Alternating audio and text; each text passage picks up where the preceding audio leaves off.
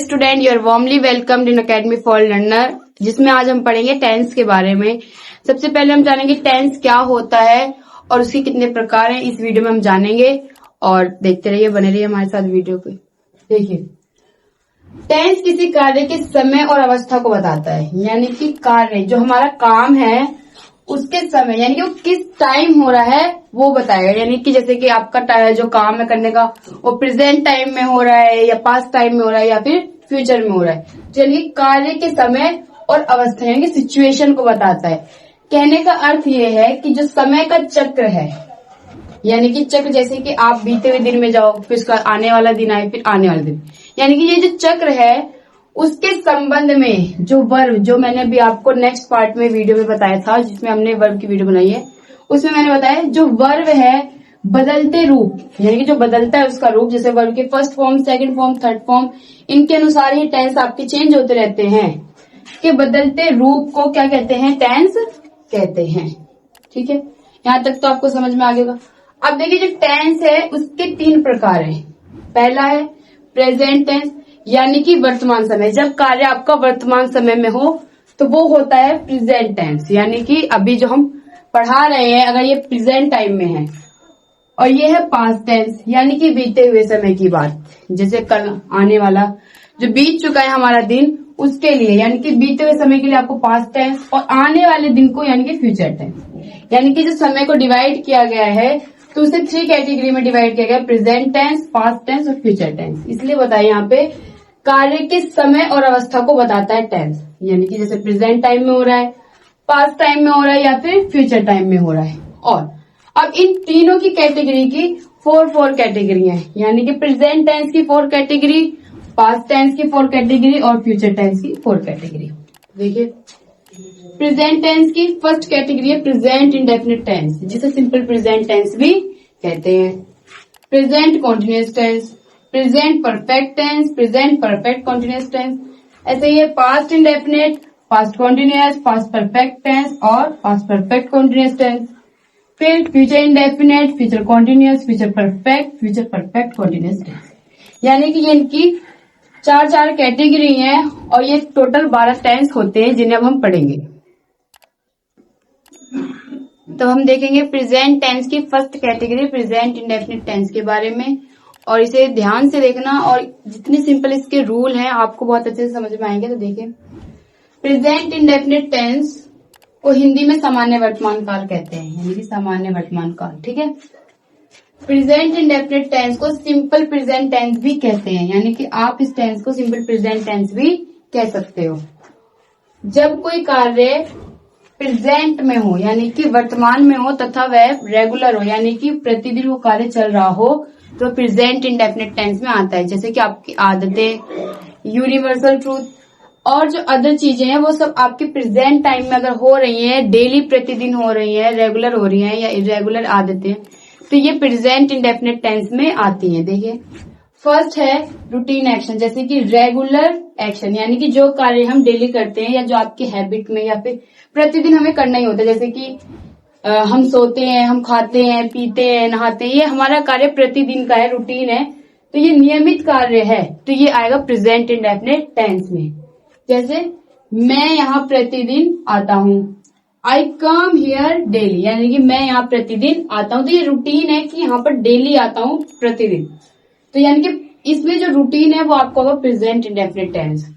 Next, irregular action, जैसे कि अनियमित कार्य जो कभी कभी होते हैं, जैसे कि भूकंप कभी कभी आते हैं, तो यानी कि ये जो चीजें हैं जो इरेगुलर होती हैं वो भी आपके प्रेजेंट इंडेफिनिट टेंस में आती है। जैसे भूकंप जापान में आता है, तो अर्थक्वेक्स कम इन जापान। ठीक है, तो यानी कि जब कोई बात हो, जब आपकी इरेगुलर अनियमित हो, तो वो भी आपकी किस में आएगी? प्रेजेंट इंडेफिनिट टेंस में आएगी।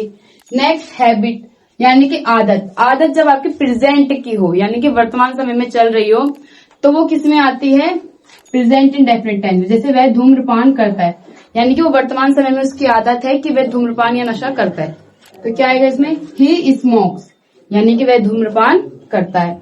यूनिवर्सल ट्रूथ, यानी कि जो शाश्वत सत्य है, जैसे कि सूर्य पूरब से निकलता है। ठीक है, तो ये बिल्कुल सत्य, इसको कोई भी बदल नहीं सकता है या फिर इसमें कोई भी चेंज नहीं आ सकता, तो ये यूनिवर्सल ट्रूथ को भी हम प्रेजेंट इंडेफिनिट टेंस में बनाते हैं। सूरज पूरब में उगता है, तो the sun rises in the east. अब हम देखेंगे वाक्य के बनाने के नियम किस तरह और पहचानने के नियम किस तरह। अगर आपको उस वे में आपको जैसे पता नहीं है कि आदतों में कैसे आएगा प्रेजेंट इंडेफिनिट, या रेगुलर जो हमारा रूटीन है उसमें कैसे आएगा, या फिर इरेगुलर में यूनिवर्सल ट्रूथ में अगर पहचान नहीं होती है, तो इसकी सिंपल पहचान है कि जब आपके हिंदी वाक्य यानी कि जो हिंदी का टेंस होता है या हिंदी के सेंटेंस के मुख्य वर्ब यानी कि मेन क्रिया, जैसे खाना पीना सोना नहाना गाना, इनके अंत में यानी कि लास्ट में बिल्कुल क्या हो, ता है ती है ते है तू है, जो भी आते हैं ये आते हैं, तब ये प्रेजेंट इंडेफिनिट टेंस में होते हैं। ये बात आप ध्यान रखना, जब मेन क्रिया के अंत में आएगा तभी ये प्रेजेंट इंडेफिनिट टेंस में होगा। और इस टेंस के बनाने के नियम है, सबसे पहली बात, इस टेंस में आएगी वर्ब की रूट फॉर्म, यानी कि इस टेंस में हम लिखते हैं वर्ब की रूट फॉर्म। और रूट फॉर्म क्या होती है? रूट फॉर्म होती है वर्ब की फर्स्ट फॉर्म। वर्ब की फर्स्ट फॉर्म में एस जोड़कर लिखेंगे। एस कब जोड़ना है? जब आपका जो सब्जेक्ट है वो सिंगुलर सब्जेक्ट हो, ठीक है। अब आपको ये नहीं पता होगा अगर वर्ब की फर्स्ट फॉर्म में एस जोड़ना है तो हमें कब ईएस जोड़ना है और कब एस जोड़ना है।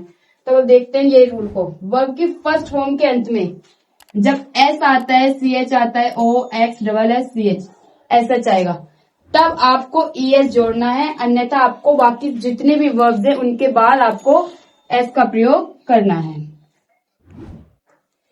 यानी कि जब आपके वर्ब के अंत में S C H O X S H C H, ये रूल को आप याद रखना, जब इनके अंत में यानी कि मेन वर्ब के अंत में ये शब्द आते हैं या ये वर्ड आएंगे तब आपको ईएस का प्रयोग करना है, बाकी सभी वर्ब्स के एंड में आपको एस का प्रयोग करना है।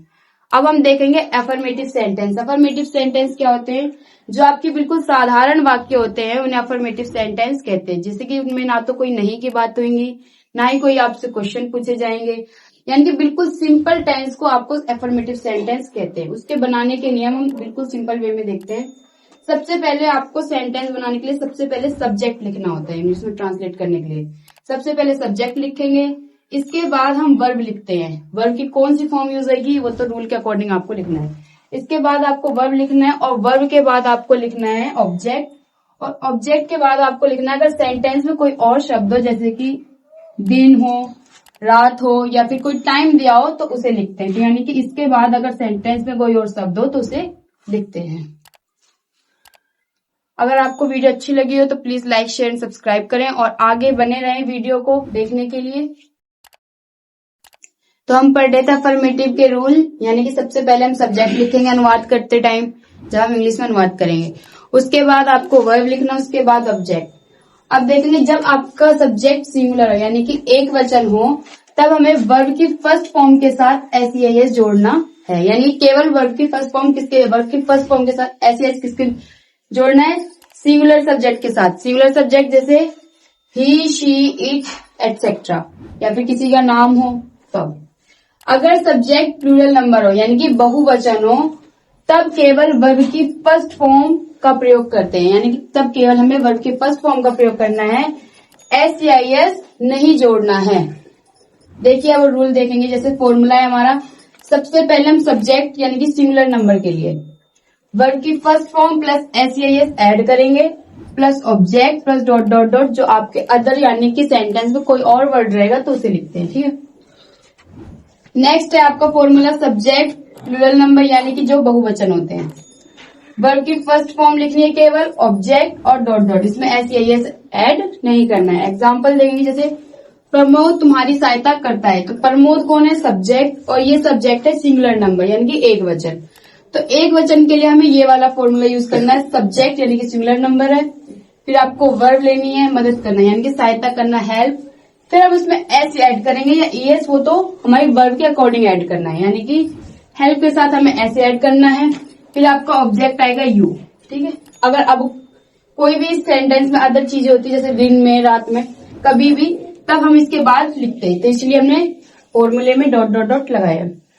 आगे देखेंगे, हम गुरुओं का आदर करते हैं। हम क्या है यानी कि बहुत सारे व्यक्ति हैं, तो बहुत सारे यानी कि प्लूरल हुए, तो प्लूरल के लिए केवल वर्ब की फर्स्ट फॉर्म का प्रयोग करेंगे, एस या एस का प्रयोग नहीं करेंगे। रिस्पेक्ट द टीचर्स, हम गुरुओं का आदर करते हैं।